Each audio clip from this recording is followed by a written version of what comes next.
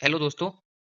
समान पात्रता परीक्षा सीईटी सीनियर सेकेंडरी स्तर 2026 का विस्तृत विज्ञापन जारी हो चुका है और इसके जो फॉर्म है वो 23 जून से 24 जुलाई तक 24 जून से 23 जुलाई तक भरे जाएंगे।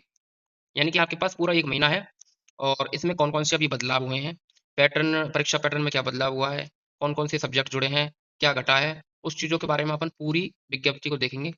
अच्छा, सबसे पहले हम देखते हैं कि ये देखो आप ये फॉर्म आपके 24 जून से लेकर 23 जुलाई तक भरे जाएँगे। 24 जून से 23 जुलाई तक इस फॉर्म का आप ध्यान रखना। अब की बार पिछली बार सीनियर सेकेंडरी लेवल बहुत लोगों ने नहीं भरा था और इस कारण एलडीसी की एक बड़ी भर्ती आई थी और उसको दे नहीं पाए थे। तो अपन अब इसके सिलेबस पर चर्चा कर लेते हैं। सिलेबस वगैरह क्या है, पैटर्न क्या है, ये देखिए। अच्छा, पिछली बार नेगेटिव मार्किंग नहीं थी, अब की बार नेगेटिव मार्किंग है, 1 तिहाई नेगेटिव मार्किंग है।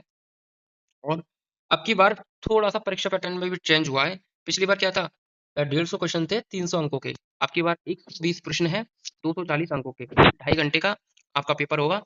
240 अंक है, 120 प्रश्न है। सब्जेक्ट्स की बात करें तो सब्जेक्ट्स तो बहुत सारी हैं इसमें, पहले की तरह ही हैं। कुछ टॉपिक्स नए जोड़े गए हैं, जैसे कि आप सब्जेक्ट्स को देख लेते हैं आप।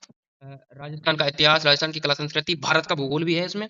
भारत की और ज़्यादा इतना नहीं है पर भारत का भूगोल तो है इसमें। राजस्थान का भूगोल है और इंडियन राजस्थान पॉलिटी है ही है, पिछली बार की तरह। राजस्थान की अर्थव्यवस्था, दैनिक विज्ञान, रीजनिंग, मैथ और करंट अफेयर्स, जन स्वास्थ्य वगैरह ये कुछ नया जोड़ा गया है इसमें। कंप्यूटर, हिंदी, अंग्रेजी पहले था ही, आप देख सकते हैं। और सभी ये 1 तिहाई नेगेटिव मार्किंग है। अब अपन विस्तृत देखते हैं इसमें। तो ये राजस्थान का इतिहास हो गया। राजस्थान का इतिहास है यही, उसमें ये पूरा जो प्राचीन इतिहास है, फिर मध्यकालीन इतिहास वगैरह दे रखा है। ये मध्यकालीन है और ये अपने का राजस्थान का जो मॉडर्न इतिहास है वो है मॉडर्न हिस्ट्री। ये 1857 के विद्रोह, जनजातीय आंदोलन, प्रजामंडल आंदोलन वगैरह, ठीक है।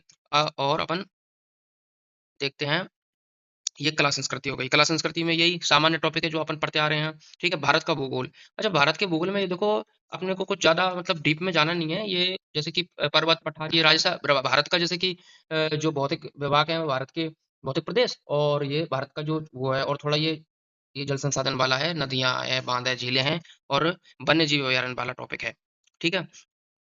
आपदा प्रबंधन, जलवायु परिवर्तन, ठीक है। ये अपनी की ज्योग्राफी ऑफ इंडिया होगी। फिर राजस्थान का भूगोल। अच्छा, ज्योग्राफी ऑफ इंडिया का ज़्यादा बड़ा सिलेबस नहीं है, ऐसे ही जैसे भारत के जो उद्योग हो गए, भारत के खनिज हो गए, ऐसे ज़्यादा पढ़ने की ज़रूरत नहीं है। जितना सिलेबस में है उतना ही अपने को पढ़ना है, ठीक है। राजस्थान का भूगोल वही सेम ही है पिछली बार की तरह ही।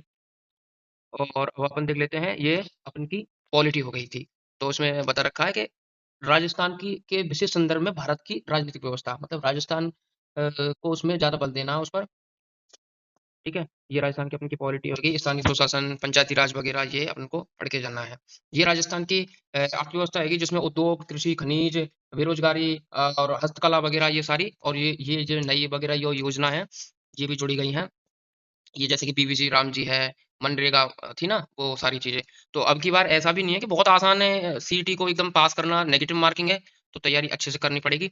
उम, आप हमारे टेलीग्राम चैनल से ज़रूर जुड़ जाइए, नवा नोट्स, बुक्स और सारी चीज़ें क्विज़ वगैरह अपन अच्छी स्ट्रैटेजी वगैरह बनाकर अच्छे से पढ़ेंगे सीईटी के लिए, ठीक है। अब ये विज्ञान हो गई।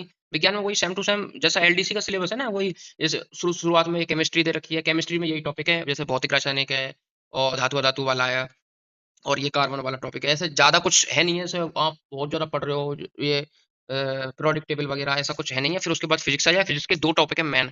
फिज़िक्स के मेन 2 टॉपिक है। एक तो तुम्हारा ये प्रकाश वाला, और एक एक प्रकाश वाला है, और इसमें एक वो होगा शायद, ये हाँ, ये लेंस वगैरह ये एक ही चीज़ हो जाएगी।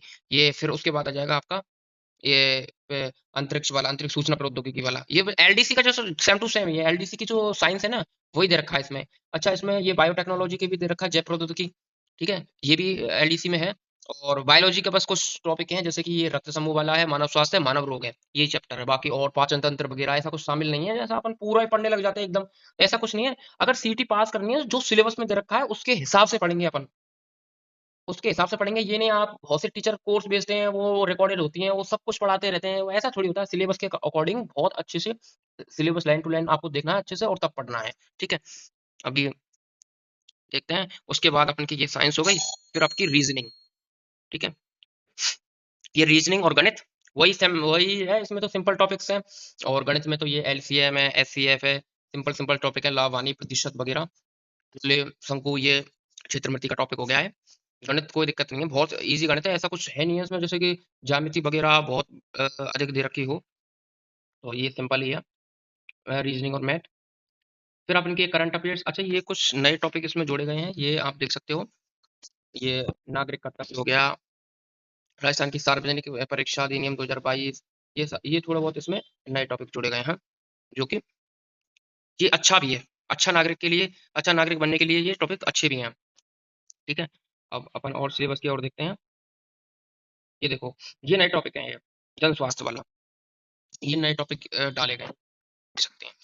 ये युवाओं को शारीरिक और मानसिक फिटनेस, सोशल मीडिया की लत से संबंधित जोखिम निवारक उपाय, ये बहुत अच्छे टॉपिक्स हैं एक स्टूडेंट के लिए, एक अच्छे नागरिक के लिए। ये कर्मचारी चयन बोर्ड ने बहुत अच्छा किया है, ये सिलेबस ये बहुत सही है और इसको अपन अच्छे से करेंगे। आप हमारे टेलीग्राम चैनल से जुड़ जाइए, वहाँ पर लगभग 1300 लोग जुड़े हुए हैं, तो आप जुड़ सकते हैं, ठीक है। या आ गई अपनी कंप्यूटर, कुछ नहीं है कंप्यूटर, वही सरल सी पहले वाला ही है, बस थोड़ा सा इनमें आपको एमएस ऑफिस वगैरह ये थोड़ा अलग लगेगा, बाकी RAM ROM file system input output आप जानते हो, इनमें से कौन सा इनपुट डिवाइस है आउटपुट डिवाइस है, मतलब नॉर्मल पढ़ के जाना है।